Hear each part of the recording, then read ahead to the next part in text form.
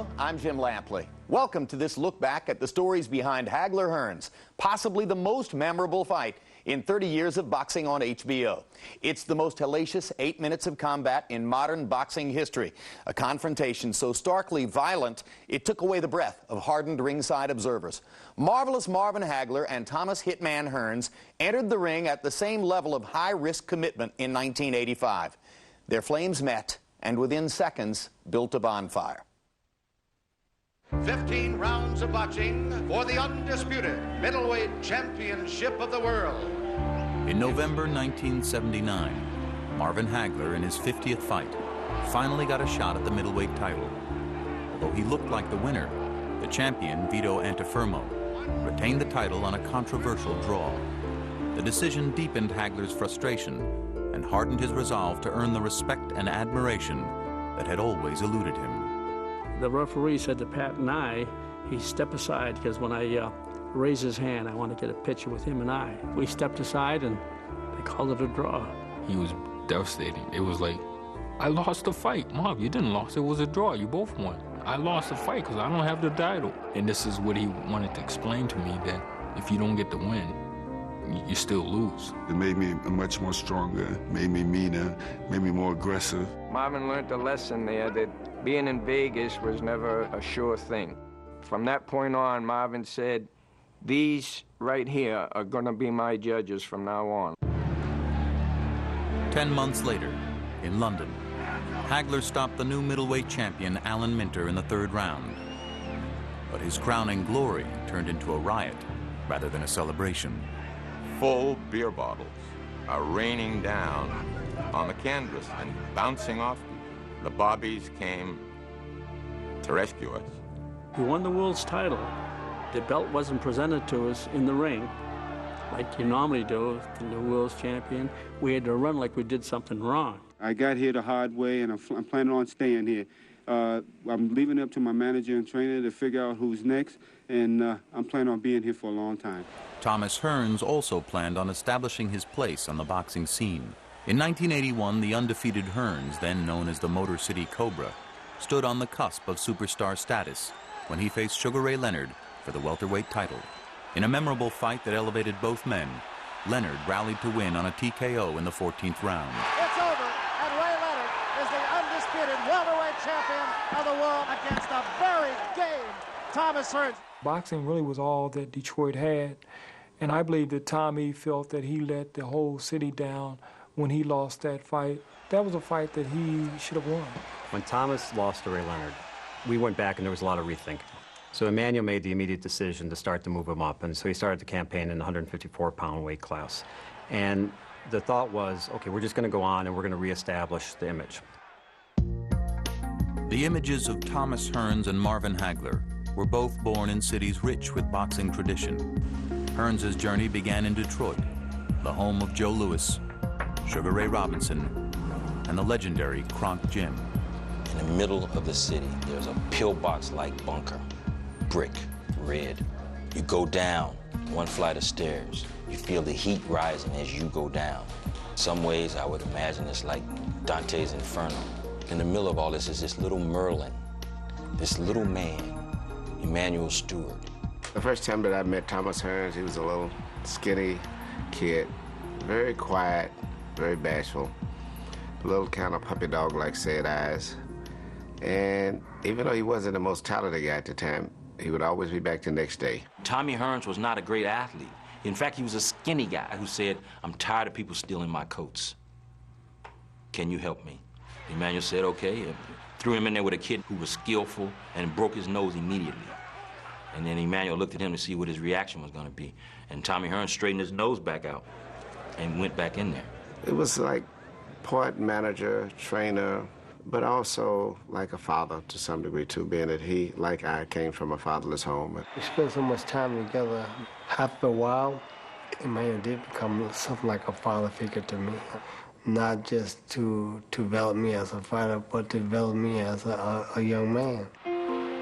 In Brockton, Massachusetts, the hometown of Rocky Marciano, Marvin Hagler would find a boxing family of his own under the guidance of brothers Goody and Pat Petronelli. From 1969 to 73, Marvin worked with Pat and Goody, who had a construction company. Me and Marvin both were young laborers on the job, and we'd do the bull work. I worked construction for 8 years, and while I was digging, I was thinking, there's got to be a better way. He had said that he's going to become champ, and he did. When he came out of here, he referred to us as Whiteys. And, you know, I had a kick out of that, and it took him a while to really get to trust us as Whiteys. The Petronellis, for me, they've been like a father and a brother. I was able to talk about anything under the sun with them, to share even things that when I was upset or my personal life or whatever. It was climbing that mountain together, Pat, myself, and Marvin. It was a triangle. There's nothing stronger than a triangle. Despite the support of the Petronellis, Hagler simply didn't feel respected inside the ring. So he went to a court of law to get what he couldn't get in the court of public opinion. Marvin wanted to be called Marvelous. We tried to educate the general public to the name Marvelous Marvin. We thought we had done it until we ran up against the guy who was in charge of ABC Sports, and he said, if you want us to use the name Marvelous Marvin, go to court. So I rose to the challenge. I asked the probate court judge to change the name of Marvin Nathaniel Hagler to Marvelous Marvin. It wasn't like he grew up always wishing his mom had called him Marvelous, you know? I mean, it was a need inside him. I really felt as though I never got the respect which I deserve in the beginning part of my career. And I just remember when Joe Frazier had said, you know, you got 3 strikes against you, 1 you're southpaw, 2 you're good, and 3 you're black. While people were hesitant to face Hagler, the lanky Thomas Hearns didn't have the look of a future world champion. He looked like you could blow him over, but out of nowhere, he possessed this punch. And it was almost like there was Tommy's body, and then there was this right hand that was from another person. It was demonic. When Tommy hit people with his right hand, most of his career, they disappeared like those people in that Star Wars, you know, where they vaporized. That right hand goes crazy. It's over. He hit him with some right hand. The way that he struck with such deadly force and precision accuracy, it was only natural to give him some kind of devastating name. Ring magazine put him on the cover in a gangster suit with a machine gun, calling him the Hitman. In 1982, a retired Sugar Ray Leonard refused a rematch with Thomas Hearns and also brushed aside a showdown with Hagler. A fight with this great man, this great champion, Marvelous Marvin Hagler, could be one of the greatest fights in the history of boxing. But unfortunately, it'll never happen. Hagler and Hearns turned their attention to each other and were set to meet in May of 1982. But an injury to Hearns' right hand forced a postponement. Marvin found out that the fight with Hearns was off, and I've never seen him so angry. I mean, he just wanted to fight this guy so badly. He started complaining about his little baby Pinky. You know how many people will give $1 million for that little baby Pinky? For $1 million, I cut that thing off.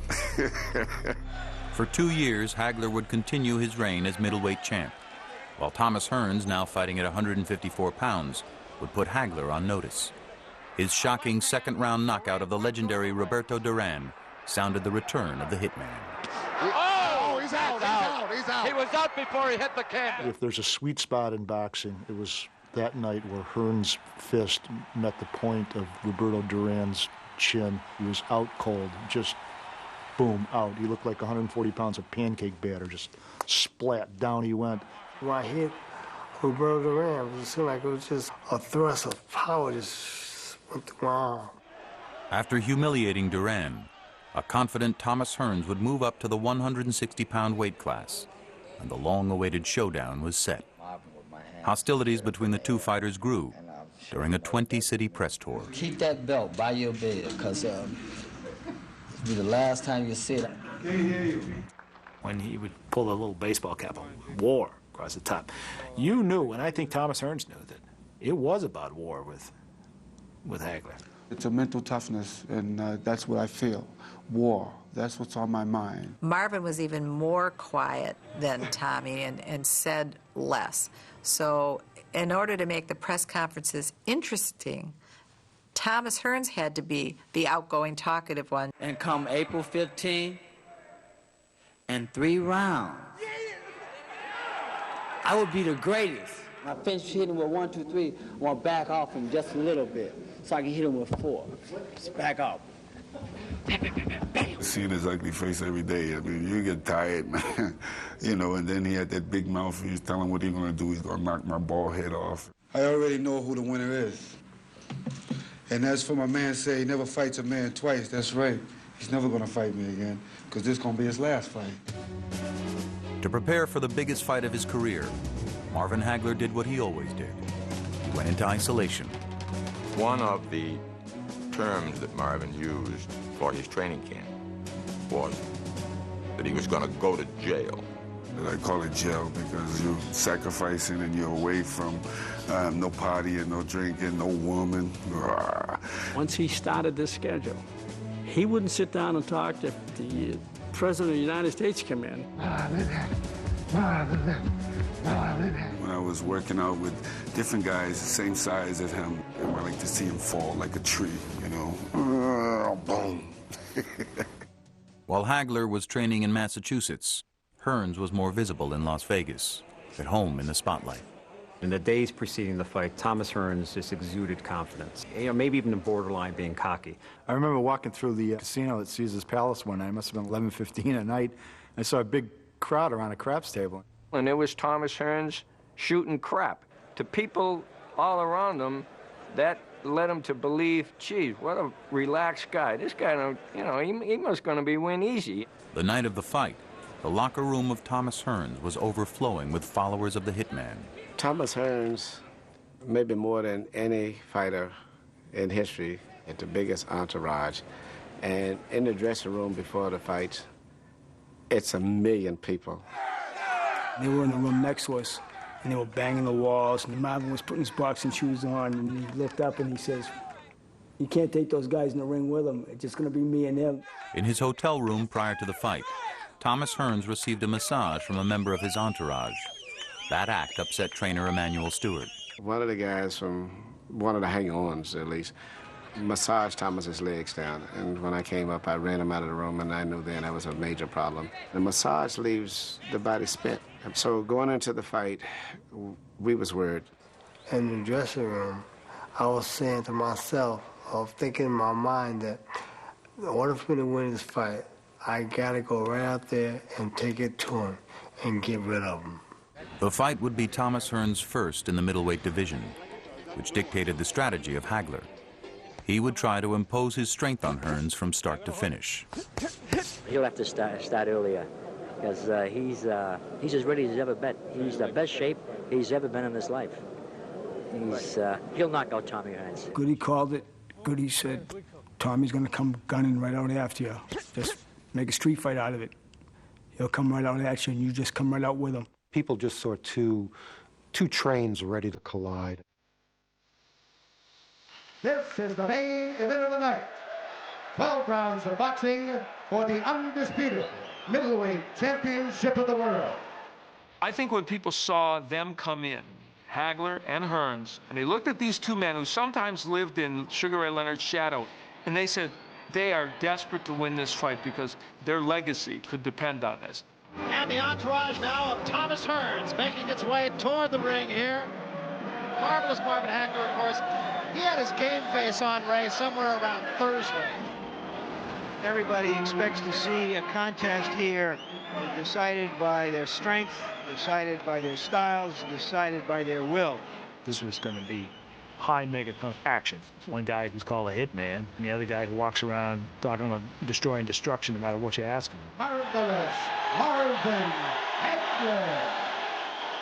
I suddenly noticed Marvin Hagler is beating himself up in his face. Ed Schuyler, the Associated Press, said later, if the introductions had gone one more minute, Hagler would have stopped himself. When they got in the ring, I mean, I could not believe the tension that was in that fight. I'm just cautioning you now. Obey my command at all times. Shake hands, good luck to both of you. When Marvin Hagler came out of his corner, he was carrying with him all the frustrations and broken dreams of his whole life. And he was going to take them all out on somebody else. We're underway. is up-tempo right at the opening bell. The moment in that fight was in the first 10 seconds of the fight. You know, I mean, you couldn't get any more up. And it went on for the first 3 minutes of that fight. Tremendous pace in the first round. I expected this, Barry. Both guys are going at it. Hearns getting the better of it right now. I dropped, I stopped, I was hitting him with triple I. Man, I was trying to hit him with everything. The second round, these guys would definitely pace themselves. There has been no boxing at all, just fighting him. I went to jump right on top of him, not giving him time to think, not giving him time to use his reach or that right hand. There was a left hand by Hagler that stood Hearns straight up, and a right hand. Both men have felt the wrath of the other. The combinations were unbelievable.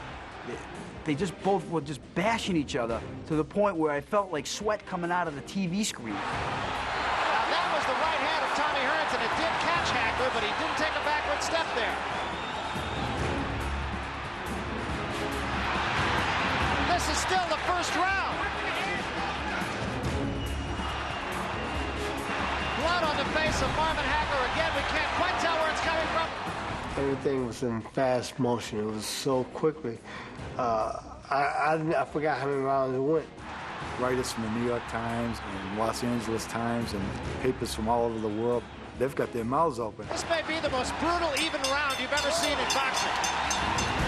At the end of the first round of that fight, I remember thinking, could there ever have been a better round in the history of boxing? The first round ended. Tommy's told me my right hand is broke. I hit him a little too high up over his head. Just crushed my right hand. He had a hard head. I mean, I couldn't believe how hard his man's head was. I said, man, I see why you keep your head bald and shaved bald, because you got a weapon here. You got a hard weapon. When I think off to the back, the most exciting 3 rounds in boxing, and he did that with a broken hand, it just lets you realize how much courage and determination he had. Broken or not, it was Hagler's ability to withstand Hearns' best weapon that shifted the fight's momentum. After he hit me with the right hand, I think that was his best shot, and I knew for myself that in order for you to knock me out, you better hit me with that ring post because I ain't going nowhere. Nobody could take Hearns' punches. When Hagler shook it off, I remember thinking, the fight's over. Bang, just like that. In the second round, with Hearns' right hand already broken, Marvin Hagler would gain the advantage. That was the hook. Good left hook, and Hearns left his feet. Hearns is hurt. That was the hook again, Barry. Hearns is definitely hurt. Trying to weather the storm here in round 2. Big round for Marvin Hagler.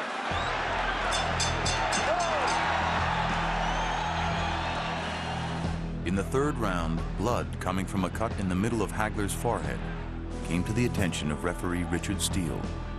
And now we're going to get a moment for the doctor to come in as that cut just opened up. I took Marvin Hagler to the doctor, and the doctor looked at the cut and allowed it to go on. It's not bothering your cut. No, it's not bothering his side. Let him go. I couldn't understand where the cut came from because I don't think it was from a right hand. It wasn't blood over my eyes, and I couldn't understand why the referee was trying to step in and give Tommy more time to rest. In the back of his mind, I'm sure, sensed that here we go again. They're going to find some way to take away from me what I've earned. I'll decide if I can't go on. He knew he had to do something to take it into his own hands. I think his great quote was, he saw blood and he turned into a bull. You remember the game Pac-Man? And so if I just keep, and sooner or later, I'm going to catch you. Right hand sends Hearns. He doesn't know where he is. Hagler goes in for the kill now. He's gone. He's gone. He's down, and he may be out. It's the absolute moment of his life, and he goes after Hearns with everything he has, and he catches him behind the ear. And then Tommy went down in a sort of weird fashion, like a beach umbrella that's been caught by the wind. He goes down, and I'm counting. 5, 6, 7. Thomas Hearns' heart is as big as he is. He gets up and collapses in my arm. It's over. This one is history. Marvin Hagler, a tremendous victory. I love the knockout, but I believe that if Tommy would have got up in that fight there, I believe that I never really want to hurt anybody in the ring or kill anybody, but I believe that he was really going to be hurt. For Marvin Hagler, This was the peak of his 12-year career. I told you I was going to eat him up like Pac-Man. I figured once I get through the right hand, then it was all mine. Made us all stand 10 feet high. We picked him up, walked around the ring with him. He's our champ. He's finally got the recognition he should have had. I don't think until that moment that any or many of us realized how important it was to Marvin Hagler to be considered a great fighter. I told you a long time ago that I was a great fighter. You said, not yet. Not yet, you said. You still got to prove yourself. Well, did I do that tonight? This night, Hagler got all he deserved. He had worked for this night and for this moment. He had to decide at some point, how much is this worth to me? And he decided it was worth a lot. And he was rewarded. It's a great thing. While Hagler and his handlers celebrated, the sight of Hearns laid out on the canvas was difficult for his supporters to witness. It was the first time I ever saw Tommy actually down. He was totally drained. One of Tommy's handlers jumped in the ring and lifted him up like a baby. It was bad enough that he got stopped, but he didn't need to be carried back like he was an unconscious slab of meat. Weeks later, I said, Tom, you ever think what would have happened if that fight would have gone the distance? And he said, yeah, one of us would have been carried out. I said, wait a minute, one of you was carried out. After the fight, Hagler and Hearns met face to face, no longer enemies, but partners in history. The man showed his greatness, and then I have to say that it was one damn good fight. Went to visit Marvin. The question was, man, what was you taking? What made you stand up? And Marvin's answer was, I didn't want to fall. I wasn't going to fall. I was determined to win this fight. I do give a lot of respect for Tommy at this moment, and the fact that, he came to fight. He showed me great skills and a lot of courage. Hearns is remembered today as a great champion who came up a little short against the two best fighters of his time. Those two fights, Hearns had his two golden moments and lost them both. That's what he's remembered for. He put on a hell of a fight twice, but he didn't win at either time, and it's not as good as winning. I really hate even doing this interview for this. Anytime those fights are ever brought up, I leave because I relive the pain too much. My place in history, I leave it up to the people that can call the shot. Well, wherever they place me, I'm be happy. I'm be satisfied because they don't have to place me at all.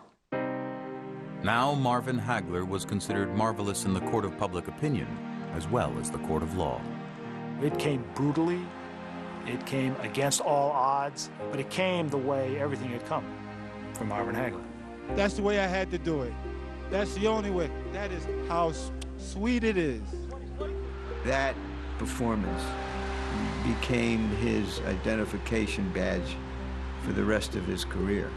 Those 8 minutes transformed him from just being a terrific pro into a star.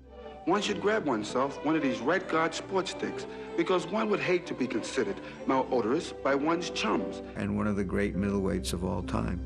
The victory over Hearns would be the peak of Hagler's career. He would have one more super fight against Sugar Ray Leonard. Hagler would lose a split decision and retire, never putting a pair of gloves on again. But no matter what happened later, Marvin Hagler and Thomas Hearns' performance on April 15, 1985 will always be remembered for boxing's most unforgettable 8 minutes.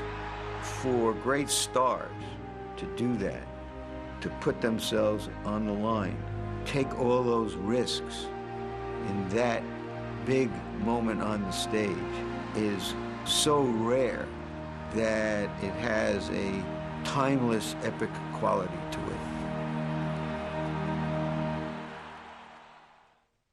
Because of Hagler's abrupt retirement 2 years later, there would be no rematch of Hagler-Hearns, no sequel to dilute or diminish the impact of their abbreviated street fight. And for Hearns, just as had been the case following his heartbreaking loss to Leonard 4 years before, his image as a great warrior was further enhanced. Hearns' career proves that great fights can establish a fighter's greatness, whether the record shows he won or lost. Thanks for watching The Tale of Hagler-Hearns.